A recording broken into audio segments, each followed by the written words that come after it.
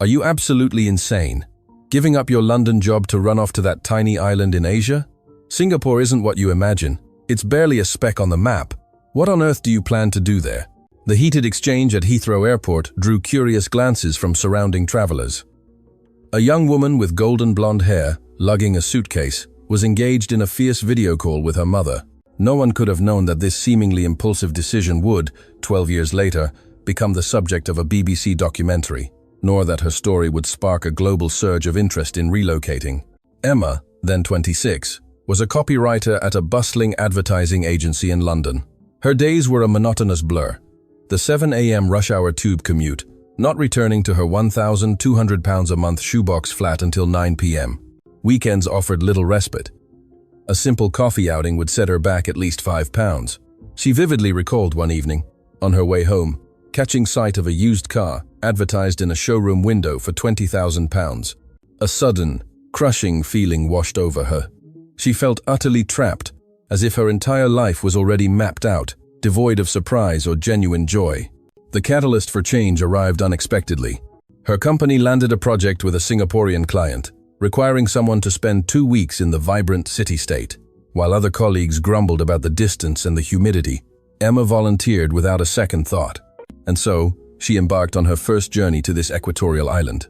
Stepping off the plane at Changi Airport, Emma was immediately struck by the seamless efficiency.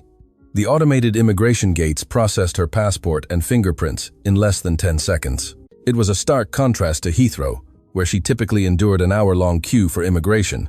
Outside, the MRT station's signage was incredibly clear, displaying directions in English, Malay, Mandarin, and Tamil, Singapore's 4 official languages. The train carriages were spotlessly clean, free from graffiti or odors, and the air conditioning was perfectly calibrated. Is this really what a developing nation looks like? Emma mused, her preconceptions crumbling.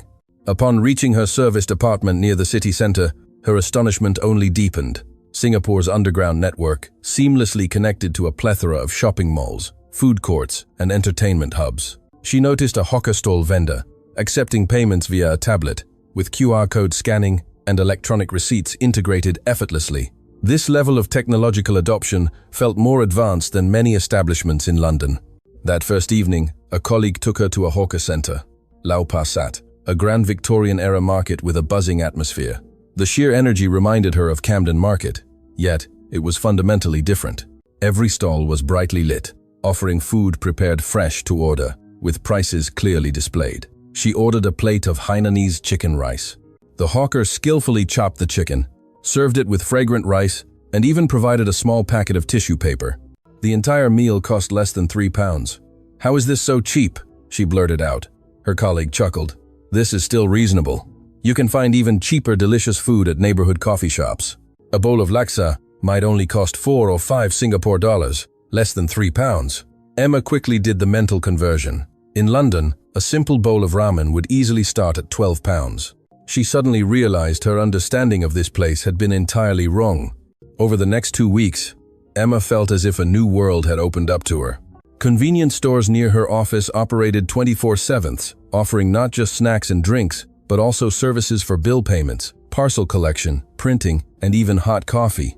She spent 10 minutes simply observing the flow of customers. Someone collecting an online shopping delivery, another paying their electricity bill at a self-service kiosk, someone else brewing a freshly ground latte from a machine. This level of convenience was utterly beyond her imagination. One afternoon, she visited Marina Bay Sands. The elevator whisked her to the Sky Park in mere seconds, making her ears pop. Standing at the panoramic windows, the entire cityscape sprawled beneath her. Gleaming skyscrapers, lush green spaces, and the intricate network of MRT lines crisscrossing the island like veins. In the distance, the iconic Supertree Grove stood tall, a testament to Singapore's commitment to nature and urban innovation. She recalled a British friend who had dismissed Singapore as a small, backward nation. Unable to resist, she snapped a photo and sent it to him with a message. "This is Singapore, not the tiny, undeveloped island you imagine." Her friend's reply was swift. "No way. That looks more modern than Manchester." Emma smiled. Yes, she thought. Even she could barely believe it. But what truly touched her was an experience one weekend. She was exploring the vibrant streets of Kampong Glam, when a sudden tropical downpour began. Unprepared and without an umbrella, she was about to duck into a shop when an elderly lady, running a small stall selling batik fabrics, extended a clear umbrella towards her. "Miss, please take this." "Borrow for now," the auntie said with a warm smile. Emma was stunned. "But how will I return it to you?" "No worries, dear. Just leave it by the door when the rain stops." "Perhaps we'll meet again." The auntie waved her hand and returned to her craft. Such an act of unconditional kindness would be unthinkable in London, where strangers maintained a polite distance, let alone lending personal items to a tourist. Emma walked for a long time under the borrowed umbrella. When the rain subsided, she specifically went back to return it, buying 2 scarves as a gesture of thanks. "Are all Singaporeans this helpful?" Emma asked. The auntie simply smiled. "Oh, it's nothing. Helping others is also helping ourselves, isn't it?" In that moment, something shifted within Emma. This was more than just a modern city. It possessed a warmth, a kampung spirit in a contemporary setting that she had never experienced in London. The 2-week business trip concluded swiftly. On the flight back to London, Emma stared out the window at the clouds below, knowing that in a few hours she would return to that crowded, expensive, and impersonal city. A daring thought suddenly bloomed in her mind. What if I stayed? Once the idea took root, it refused to be suppressed. For the next 3 months, her mind was constantly in Singapore, even as her computer screen displayed advertising copy for London clients. She thought of the bustling hawker centers, the efficient MRT, the friendly faces. She began an obsessive online research spree about Singapore. She discovered Singapore's healthcare system was internationally lauded for its efficiency and quality. While not free like the NHS, it was heavily subsidized for citizens and PRs, and general consultation fees were relatively affordable, offering quick access to specialists. In the UK, despite free healthcare, booking an appointment could take weeks, and A&E waits hours. She remembered a colleague who had to wait 3 months to see a specialist for a recurring back pain. She also learned about Singapore's astonishingly low crime rate. It was consistently ranked among the safest countries globally. A woman could walk alone late at night without fear. This was almost unimaginable in London. She recalled an instance returning from a pub at 11 p.m., constantly clutching her phone in her pocket, walking at an almost frantic pace, worried about being mugged. But what truly captivated her was the cost of living, especially compared to the quality of life. A decent studio apartment in a central area of Singapore might cost around SGD 2,000 to 2,500 a month, translating to roughly £1,200, 1,500. While still high, it was often for a more modern, well-maintained space than her cramped London flat. But food was where Singapore truly shone. A hearty meal at a hawker center, with 3 dishes and rice, could cost less than SGD 5 or under £3. In London, a casual lunch of a sandwich and coffee often set her back £7 or £8. She began to seriously calculate. If she moved to Singapore, with her savings and a potential income from remote work, her quality of life would dramatically improve. No more penny pinching for rent, no more daily commutes on the packed tube, no more enduring London's grey skies and distant social interactions. The night she made her decision, she drafted her resignation letter to the company. Her director called to dissuade her, offering a raise and a promotion, but Emma's mind was made up. She only made one request. Could she continue some freelance project work remotely? After a moment of hesitation, her director agreed. What followed was that argument at the airport. Her mother simply couldn't comprehend why she would abandon a stable life in London for a place whose name she still mispronounced. Her father was more blunt, accusing her of escaping reality and predicting she'd soon regret it, but Emma was undeterred. She sold most of her furniture, packed her essential belongings into 2 large suitcases, and bought a one-way ticket. The night before her departure, she lay in her empty room, staring at the ceiling, a mix of excitement and trepidation swirling within her. Am I really doing this? She asked herself. The answer was a resolute yes. In September 2012, Emma landed at Changi Airport for the 2nd time. This time, she wasn't on a business trip. She was here to live. At immigration, the officer glanced at her visa and asked in English, "What brings you to Singapore?" "I'm here to stay," Emma replied, her voice filled with a nascent sense of belonging. The officer smiled. "Welcome to Singapore." In that moment, Emma felt a freedom she had never known. No one dictating how she should live, no societal expectations weighing on her shoulders, just a brand new beginning. The first few months were challenging. She stayed in a rented room in a shared apartment, diligently working on her Mandarin. Though English was prevalent, she wanted to immerse herself and adapting to the new pace of life. Language was the biggest hurdle. While many Singaporeans spoke excellent English, truly integrating required understanding the local nuances. She enrolled in a language school, attending classes thrice a week. Days were spent learning, evenings working remotely from a cafe, occasionally taking on English tutoring jobs to supplement her income. One day in class, her teacher introduced the concept of makan culture, the strong social connection formed around food and shared meals, a core aspect of Singaporean life. Emma hadn't quite grasped it. The teacher explained it was about the communal joy, the bonding, and the generosity found in sharing meals. Emma suddenly recalled the auntie who lent her the umbrella and the hawker center experience. She realized, "Ah, so that's the makan culture," she exclaimed excitedly. Her teacher smiled and nodded. "Yes, Emma, our food culture is very precious." She began to observe the people around her more closely.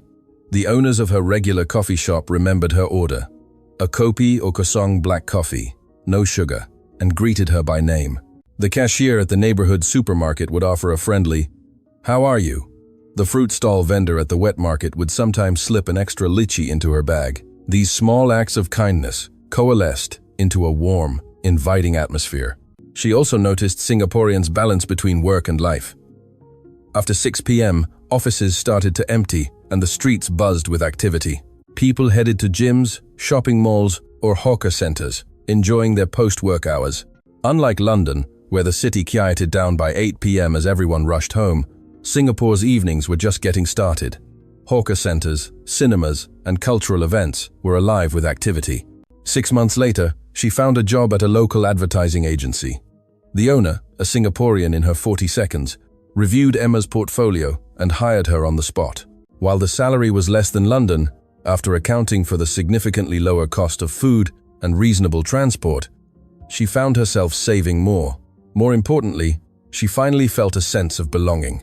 Her colleagues in the office quickly embraced her. They taught her common Singlish phrases, took her to discover hidden hawker gems, and even invited her on weekend cycling trips. Emma found that Singaporeans, while sometimes appearing reserved, were incredibly welcoming once you opened up to them. During a company dinner at a lively tse char, cook and fry restaurant, plates of chili crab, cereal prawns, and sambal stingray covered the table. Everyone used serving spoons to pile food onto each other's plates, a scene as boisterous and joyful as a family reunion. Emma raised her beer, clinked glasses with everyone, and said the Singlish phrase she had learned, "Makan time la." Everyone roared with laughter, topping up her drink.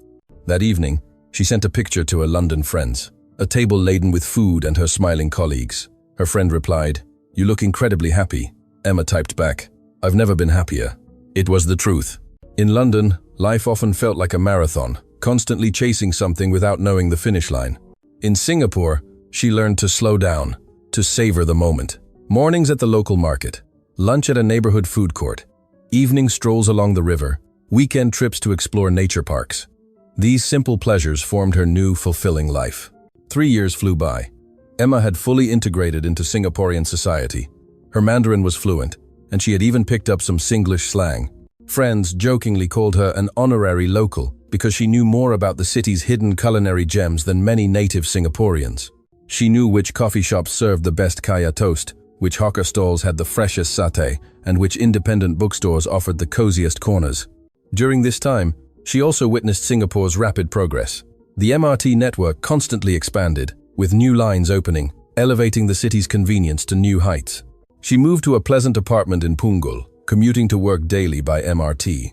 The carriages were air-conditioned, seating was ample, and announcements were clear. She filmed a short video and sent it to her London friends. Their reply, "Your MRT is 100 times cleaner than the London Underground." Emma laughed. It was true. Some London tube lines still used decades-old carriages, sweltering in summer and freezing in winter. Singapore's MRT trains had climate control, floors clean enough to eat off, and even air quality monitoring. She once saw a child spill a drink in a carriage. A cleaner arrived within 5 minutes to thoroughly sanitize the area. Such efficiency felt like a luxury in the UK. One afternoon in 2015, Emma was in a company meeting when her phone buzzed incessantly. She checked it. Several messages from UK friends, all asking the same thing. "Are you okay in Singapore?" Are the floods very bad? Emma paused, then remembered a slight tremor she'd felt earlier, a passing shower. But for Singaporeans, minor climate events or temporary heavy rain were hardly a cause for alarm. Her colleagues continued discussing their project, not even batting an eyelid. She replied to her friends, "It's fine, just some heavy rain. Singapore's infrastructure is incredibly well planned for drainage. We're super safe." Her friends were incredulous. "You're so calm about it." Emma realized then how prepared Singaporeans were for anything nature might throw their way.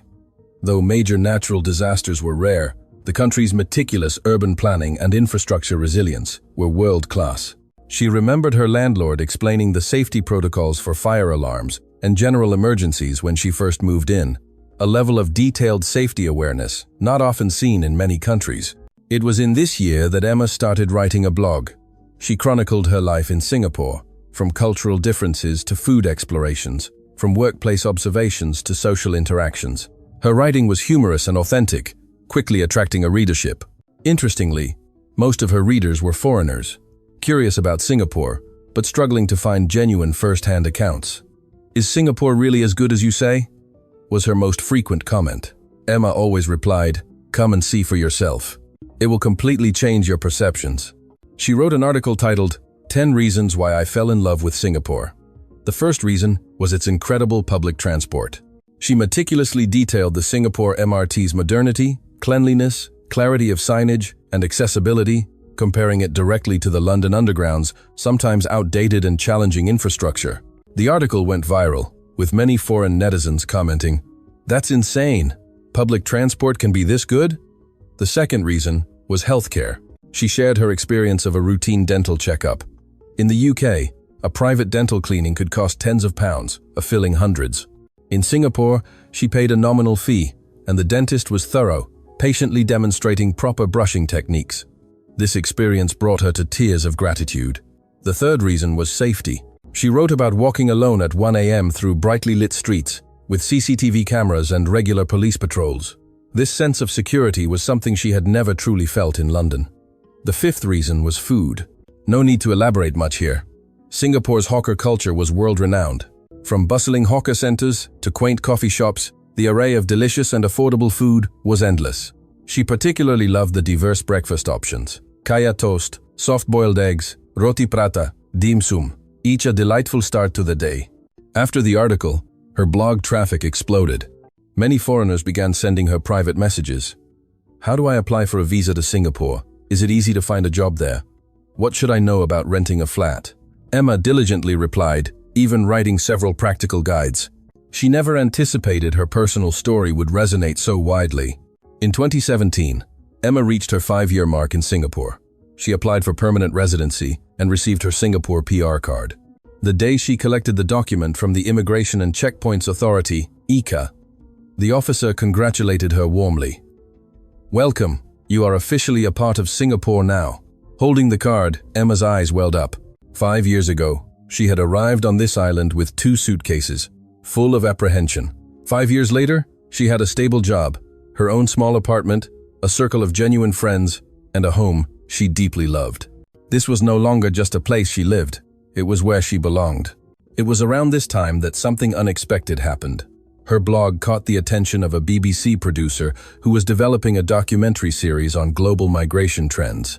He was looking for compelling personal stories, and Emma's narrative, a Brit leaving London for Singapore and finding happiness, was perfect.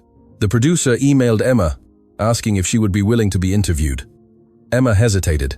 She wasn't seeking fame. She simply wanted to share her life. But the thought of helping more people understand the real Singapore convinced her. The film crew spent a week in Singapore, following Emma to work, to hawker centers, on MRT rides, and even to a leisurely walk around gardens by the bay, documenting her daily life. The director, a British man in his 50 seconds, admitted that his impression of Singapore had been stuck in the 80 seconds, based on old news footage. But after experiencing it firsthand, his views completely transformed. "This place is far more advanced than I ever imagined," he remarked during a filming break. "If only the UK had such public transport and healthcare systems." The documentary, titled The Brit Who Found Happiness in Singapore, aired in the spring of 2018. Emma's story accounted for nearly 20 minutes of the show. On screen, she moved confidently through Singapore's streets, chatting fluently with hawkers, offering her seat to an elderly person on the MRT, and enjoying lively tse cha dinners with colleagues after work. Her smiles were genuine, her happiness palpable. The show's reception surpassed all expectations. British viewers were astonished. Social media buzzed with discussions. Is this really Singapore? The quality of life there seems so high. Emma's blog traffic surged tenfold in a week. Her inbox was swamped with inquiries. I want to move to Singapore too. How do I do it?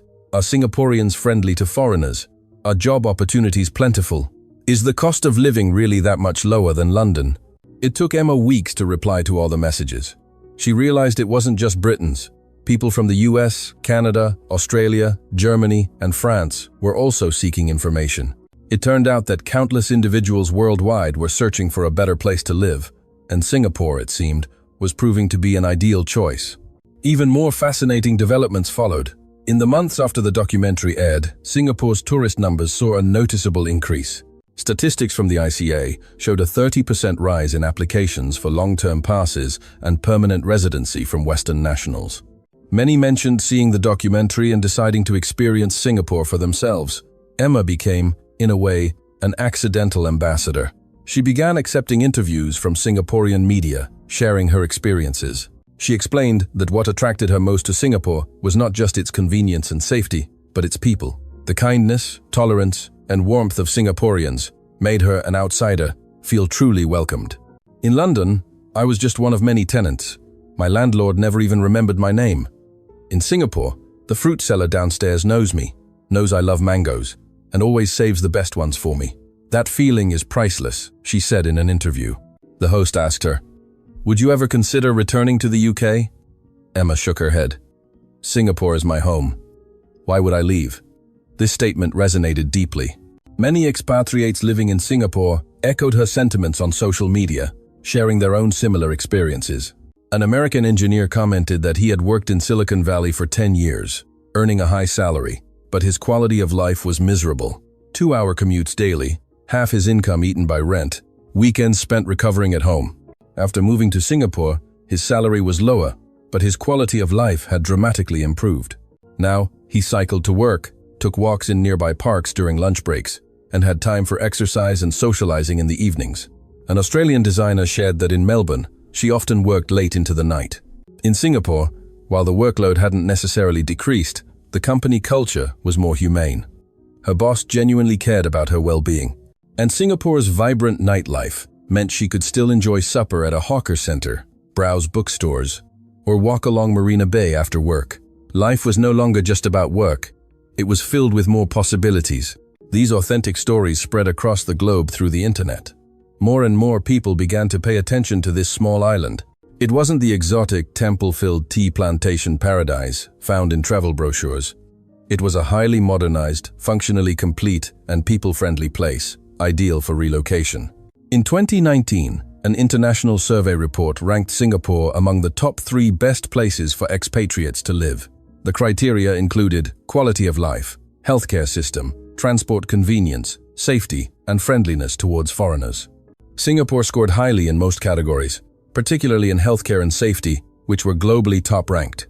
This ranking made even more people curious about Singapore's magic. What made so many foreigners choose to settle here? The answer, Emma believed, was simple: the seemingly ordinary but most precious things. In Singapore, you didn't have to worry about bankruptcy from medical bills. Consultation fees were reasonable, and even for more complex treatments, after subsidies, the out-of-pocket expenses were manageable. Emma had a British friend who had an appendectomy in Singapore and stayed 3 days in the hospital. The total cost was under SGD 2,000. Her friend remarked that in the US, ambulance fees alone could be thousands of dollars, let alone surgery and hospital stays. In Singapore, you could feel safe letting your children travel independently. Primary school children commuting by MRT or walking to school were a common sight.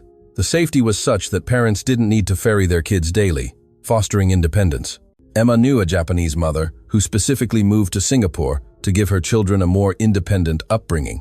In Tokyo, she spent 3 hours daily, ferrying her children to and from school and extra classes, nearly reaching burnout. In Singapore, her children took the MRT to school by themselves, finally giving her personal time. In Singapore, you could enjoy a high quality of life at a reasonable cost. A delicious bubble tea might be SGD 5, a satisfying dinner, SGD 8, a cinema ticket, SGD 12. These prices meant ordinary people could frequently enjoy small pleasures, unlike some Western cities where going out was so expensive that people stayed home. In Singapore, you could experience the convenience brought by technology, mobile payments, online food ordering, smart transportation systems. Various digital services made life easier. Emma recalled planning a trip to Sentosa. She booked her train tickets, hotel, and car rental entirely on her phone, without a single phone call or physical form. Upon arrival, a QR code scan allowed her to pick up the car. Checking out was also done via mobile. This efficiency made her think of the cumbersome administrative procedures in the UK. It was like night and day. Most importantly, in Singapore, you could truly be yourself. This was a highly inclusive society that didn't discriminate based on nationality, skin color, or accent. Emma said she had never experienced racism in Singapore. Instead, she was often treated as a valued guest. People would spontaneously offer directions. Restaurant owners would patiently explain menus in English, and neighborhood aunties would offer her homegrown vegetables. This goodwill made her feel truly accepted. As Emma's story continued to gain traction, Singapore's international visibility soared. Not just Western media, but news outlets across Asia began reporting on this move to Singapore phenomenon. Japan, Korea, Hong Kong, and other countries saw more and more people listing Singapore as their top choice for relocation. In 2020, the world changed dramatically. With the outbreak of the pandemic, countries' responses were starkly differentiated. Singapore, with its robust Fangyi measures, advanced healthcare system, and highly cooperative populace, successfully held the line. This once again showcased Singapore's capabilities to the world. During that period, Emma received daily messages from relatives and friends abroad, asking if she was safe in Singapore and if she needed to return to the UK. She always replied, "I'm much safer in Singapore than in the UK." Their pandemic response is simply excellent. Her blog once again became a focal point. She meticulously documented Singapore's daily pandemic life, from the efficient mask distribution system to social distancing measures, from contact tracing to quarantine protocols. Her international readers were astonished. Pandemic management can be this efficient, this people-centric? One American reader commented, "We can't even buy masks here. Seeing you Singaporeans able to buy masks regularly makes us incredibly envious." Emma read these comments, a mix of emotions stirring within her. She had never imagined that her impulsive decision all those years ago would be validated in such a profound way. During the pandemic, she went to work, visited markets, and went for runs as usual. Her life barely changed. Meanwhile, her friends in London were confined to their homes for months. Even grocery shopping felt like a risk. During that time, a former colleague from London suddenly video called her. Her colleague looked exhausted, with a messy living room in the background. "Emma, I truly regret it," her colleague said. "When you left, we all thought you were crazy. Now, it seems you were the only sane one." Emma didn't know what to say, only sighed softly. "Everyone makes their own choices, don't they? But your choice was clearly the right one," her colleague said with a bitter laugh. "I've been working from home for 3 months, haven't stepped out of my apartment. Supermarkets require appointments to enter. Buying groceries is like going to war. As for seeing a doctor, forget it. The NHS is overwhelmed. I had terrible toothache last week and called a dozen times before getting an appointment 2 weeks later." Emma thought back to her own dental visit the previous month. The clinic had excellent safety measures, temperature checks upon entry, sanitization, health declarations. The entire process was orderly. After her appointment, she even stopped by the convenience store downstairs for a coffee and relaxed by the river before heading home. "Why don't you consider coming to Singapore?" Emma joked. Her colleague fell silent for a moment, then said seriously, "I really am considering it. This wasn't an isolated case. The pandemic changed many people's lives. Those who had chased big city lights, high salaries, and fast-paced lives began to reevaluate what truly mattered: health, safety, and quality of life.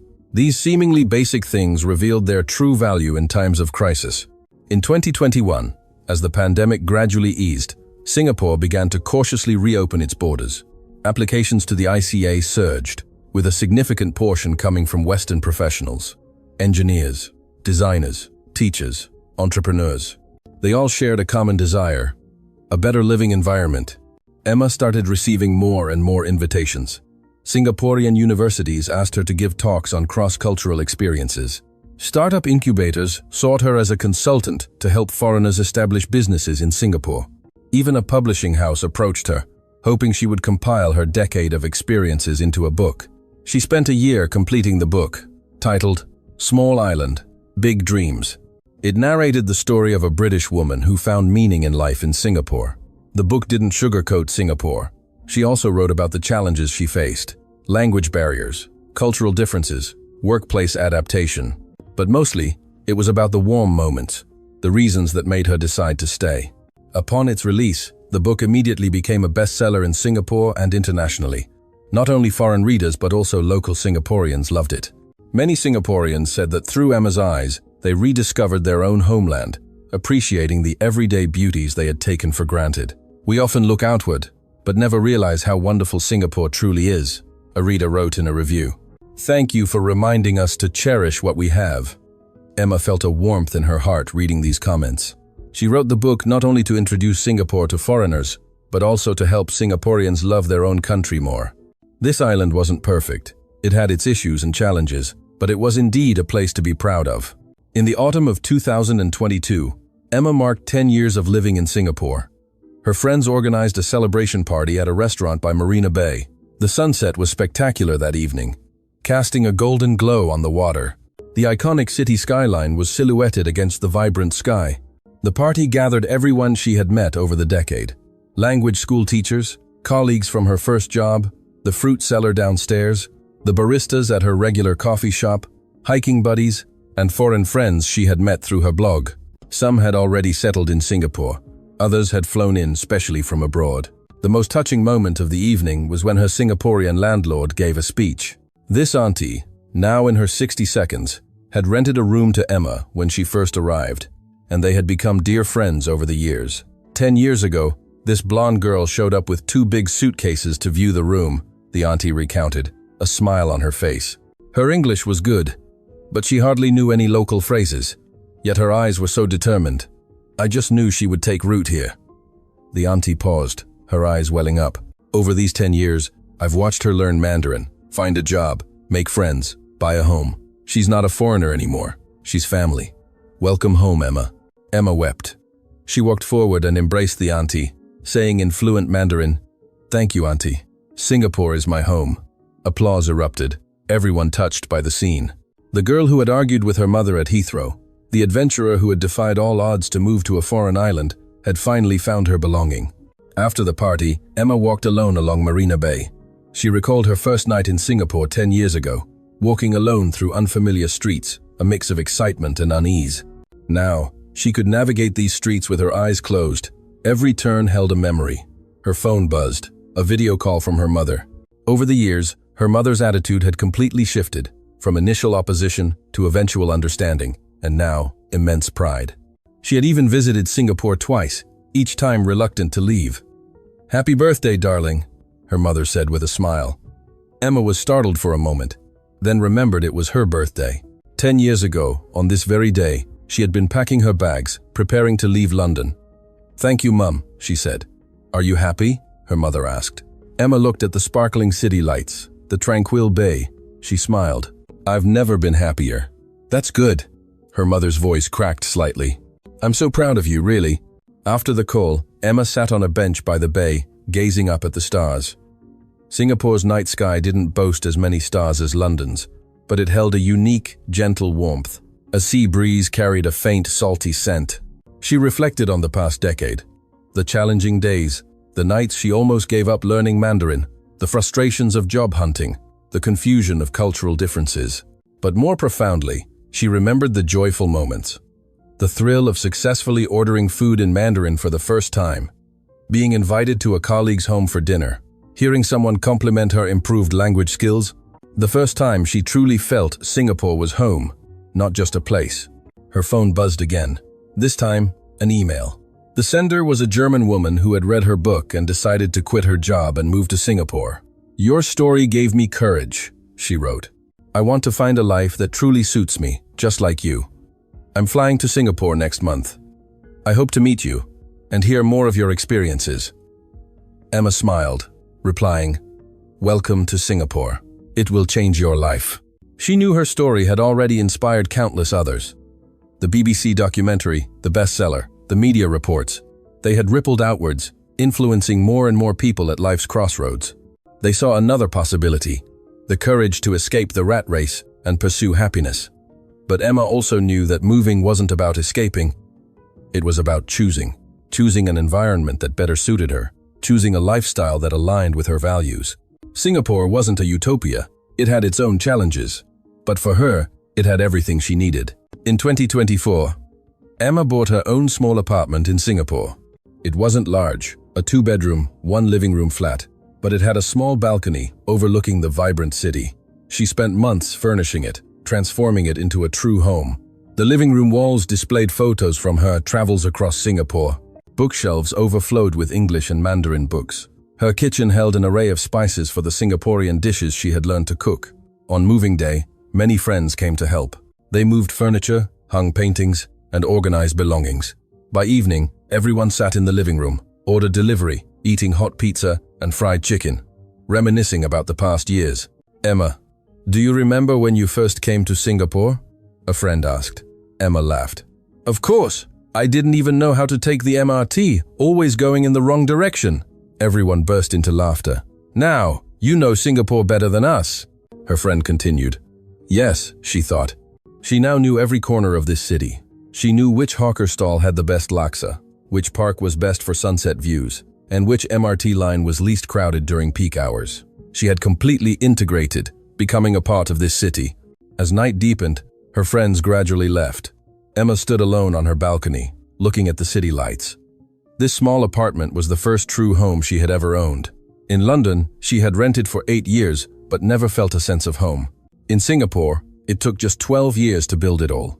She took out her phone, snapped a picture, and posted it on social media with a simple caption.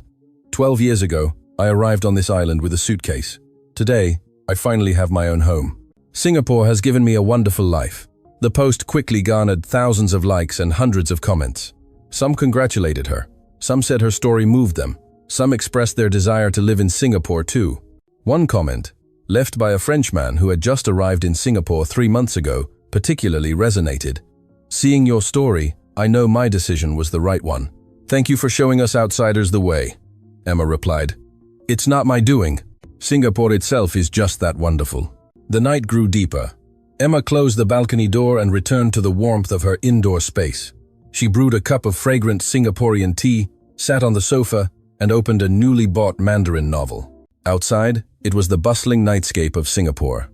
Inside, it was her carefully curated little haven. In her hand, a warm teacup. This scene, so ordinary, was the life she had once only dreamed of. 12 years. She had transformed from a British girl who knew nothing about Singapore into a local who deeply loved this land. She had witnessed Singapore's progress and participated in the growth of this society. Her story had inspired countless people to pursue a better life, and Singapore, with its inclusivity and warmth, had welcomed one dreamer after another from around the world. Emma put down her book, glancing at the photo on the wall, the one taken 12 years ago at Changi Airport. In it, her eyes were determined, but held a hint of apprehension, clutching a boarding pass, with an unknown future behind her. Looking back now, that decision had changed her entire life. If given another chance to choose, would she make the same decision? The answer was unequivocally yes, and perhaps even sooner, because on this small island, she had found her true self, found meaning in life, and found a spiritual home.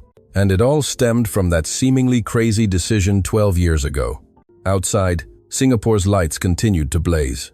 This city never slept, just as Emma's life had restarted here, blossoming with its most beautiful radiance. And her story would continue to influence more people, reminding them that it's never too late to pursue happiness, never too late to change one's life. Singapore, this little island, this home, had given her everything.